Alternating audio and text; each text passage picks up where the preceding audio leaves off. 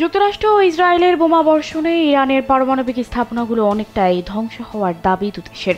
কিন্তু দেশটির সমৃদ্ধ ইউরেনিয়ামের মজুদের কি হয়েছে তা নিয়ে জাতিসংঘ পরিদর্শকের সামনে জটিল এক পরিস্থিতির সৃষ্টি হয়েছে।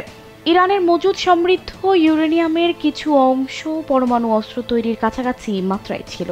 পারমাণবিক স্থাপনায় হামলার আগে ইরান কি সেগুলো গোপনে অন্য কোথাও সরিয়ে ফেলেছে, নাকি সবই ধ্বংসস্তূপের নিচে চাপা পড়ে আছে? ইরানের সমৃদ্ধ 400 কেজিরও বেশি ইউরেনিয়াম কোথায় আছে, এবং আদৌ তা আছে নাকি ইসরায়েল যুক্তরাষ্ট্রের হামলায় ধ্বংস হয়ে গেছে?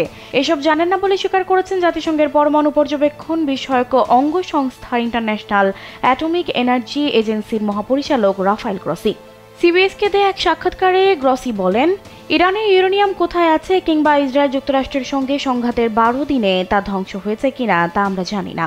সাক্ষাৎকারে গ্রসি জানান, গত 13 জুন ইসরায়েল ইরানে বিমান হামলা শুরুর সময় অন্তত 400 কেজি ইউরেনিয়াম ছিল ইরানের, এবং এই ইউরেনিয়ামের বিশুদ্ধতার মাত্রা ছিল 60%। পারমাণবিক বোমা তৈরির জন্য কমপক্ষে 90% বিশুদ্ধ ইউরেনিয়ামের প্রয়োজন হয়, এবং 60% বিশুদ্ধতাকে 90% উন্নীত করা কঠিন কোনো ব্যাপার নয়। গ্রসি আরও বলেন, সদ্য শেষ হওয়া 12 দিনের সংঘাতে যুক্তরাষ্ট্র ও ইসরায়েল ইরানের পরমাণু প্রকল্পের উল্লেখযোগ্য ক্ষয়ক্ষতি করলেও ইরানের পরমাণু অস্ত্র তৈরির সক্ষমতাকে ধ্বংস করতে পেরেছে বলে মনে করেন না।